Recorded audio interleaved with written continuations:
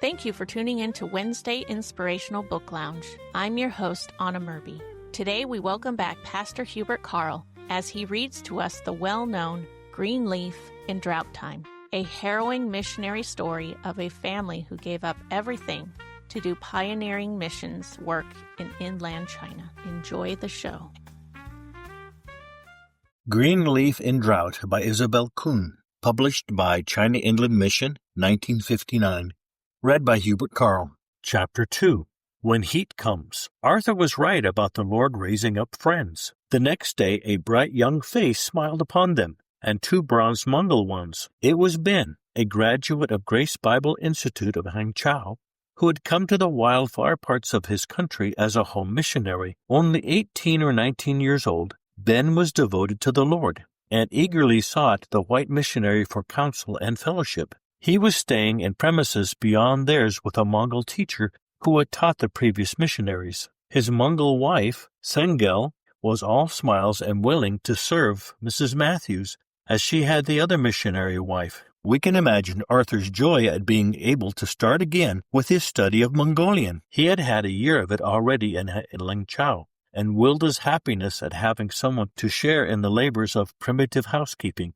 Those first 6 weeks at Huangyuan were cheerful with eager efforts to serve the Lord. The very first Sunday, Arthur was asked to preach in Chinese and did so, emphasizing the needs for missionary work, for reaching out to those who had never heard. At the close of his message, Pastor Jen asked for volunteers among the church members to go out in surrounding villages and to preach the gospel. Arthur put his hand up along with the Chinese Christians, but was hardly prepared for the next event. While an old Christian was organizing the volunteers into bands, Pastor Jin came up to Arthur and whispered in his ears, "You'd better not go." When he deliberately arranged for one of the Christians to take Arthur visiting in the town and to the home of the Christians, that afternoon Arthur went, but on his return talked it over with Wilda. "It's obvious that fear has gripped Chin and the others," he said. "Evidently, we are not to help the Chinese church evangelize, and Dr. C said he would not need my help in his clinic. You know, Pastor Chin told us that they wanted us to do medical work, and here I've gone and bought $100 worth of medicine just in response to his plea." Spreading out his roots by the river may describe the Christian privilege of thinking through a problem in the presence of the Lord. As Arthur did this, an idea came to him. The Mongol caravans from Kokonor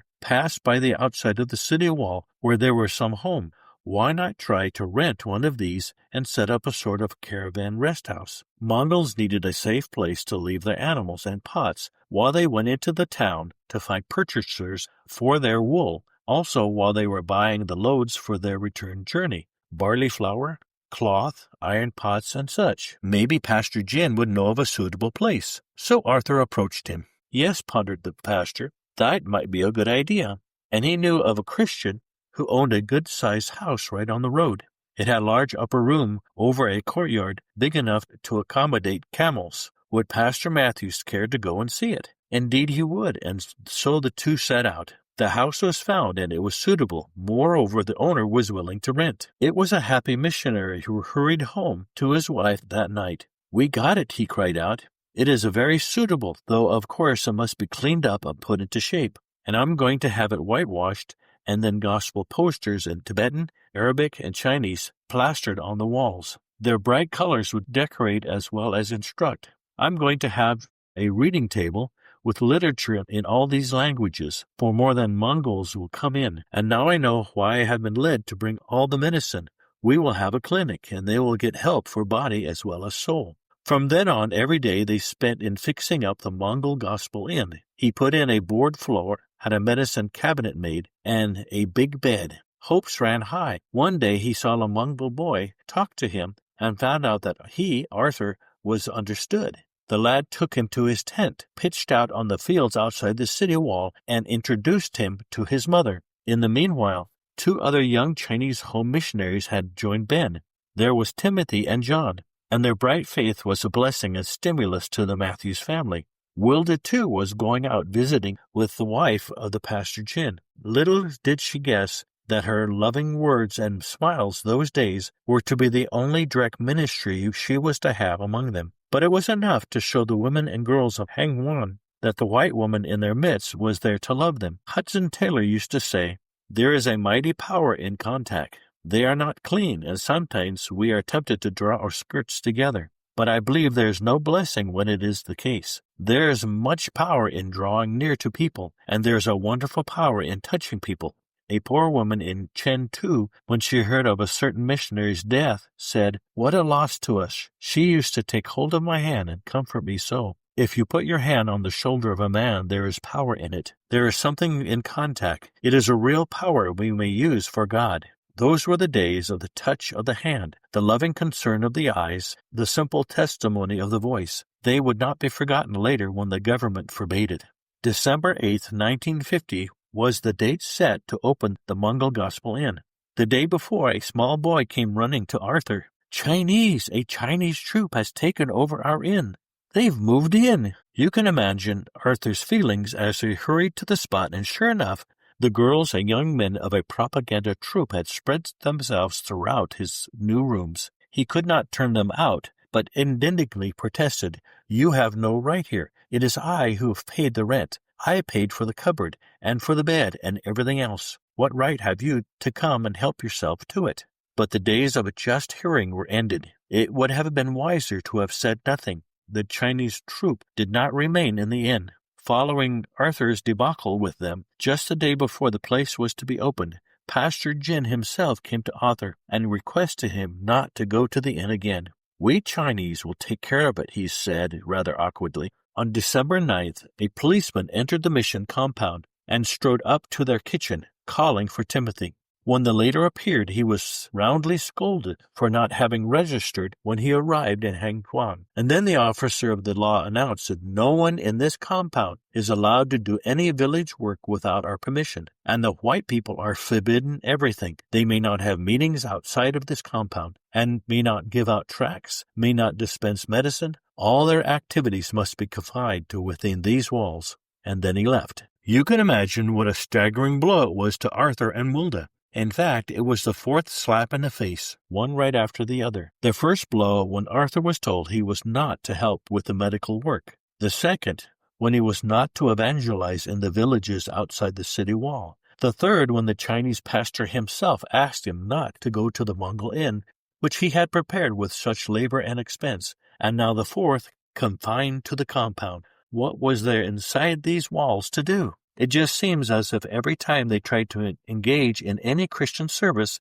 they were knocked out flat. Life's accustomed joys were slowly drying up, but the trees of the Lord have a secret supply. You will remember they had little furniture and practically no library. The Plymere had plenty of the each, and the possessions of other missionaries were in trunks in the luggage room also. One of the latter had written asking Arthur to open his trunks and send him something. So Arthur had gone to the Pastor Jin with the letter, and two of them had opened the luggage room. The lad Samuel, however, was immediately on the spot, and pouncing on the organ, said, "The Plymeres promised this to me." He began to move it out himself. Arthur, seeing that the opening of the trunks would be interpreted as "help yourself" by the Chinese, wisely withdrew and refused to touch anything. And so we find them in their little kitchen with only a table, 2 chairs, and a child's rocking chair.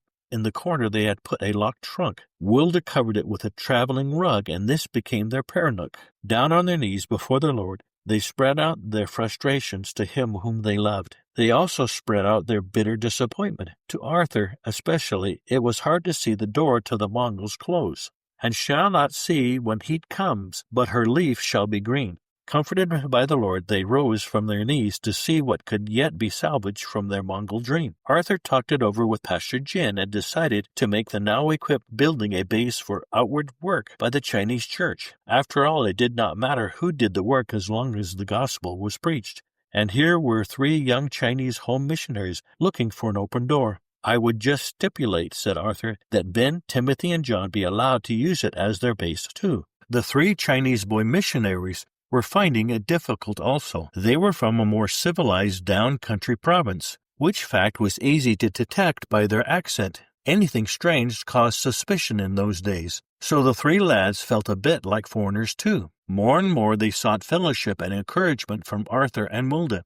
Ben was especially close to their heart. The translation of his real name is illustrious benevolence. But that was too bulky for use in letters, and certainly did not picture the eager-faced lad who was not yet 20 years old. It was easy for him to catch Arthur's enthusiasm for the need of the Mongols, and quick sympathy for the white man's frustration may have fired him on. At any rate, we find Wilda writing home, but the doors are opening for others, for the young Chinese men and women who have heard the call to service and received their training in Bible school or in seminary, want to come into the harvest field in China's great northwest. Ben had gone on to Tulan to fulfill his call to the ministry among the Mongols. Slight of build and not robust in health, he had strong faith and courage which he surely needed as he faced that work. Tulan is a very small place, 12 camel stages from here, with just a few Chinese homes centered around a post office and government offices. Scattered in the area around are possibly more than 5,000 Mongol families living in tents. It is to these Ben wants to go. Living is very difficult and expensive, and he is living by faith in a very real sense, for no group is behind him.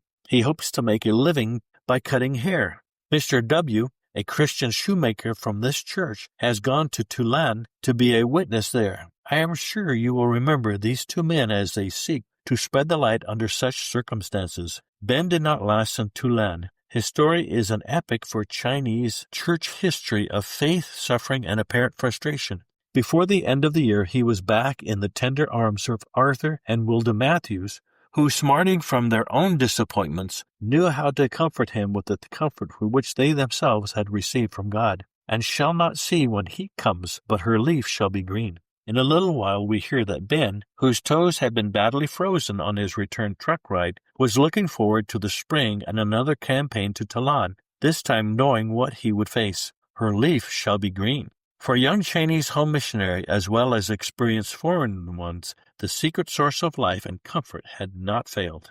Thank you again for joining Wednesday Inspirational Book Lounge. Stay tuned for another installment next week of Green Leaf in Drought Time.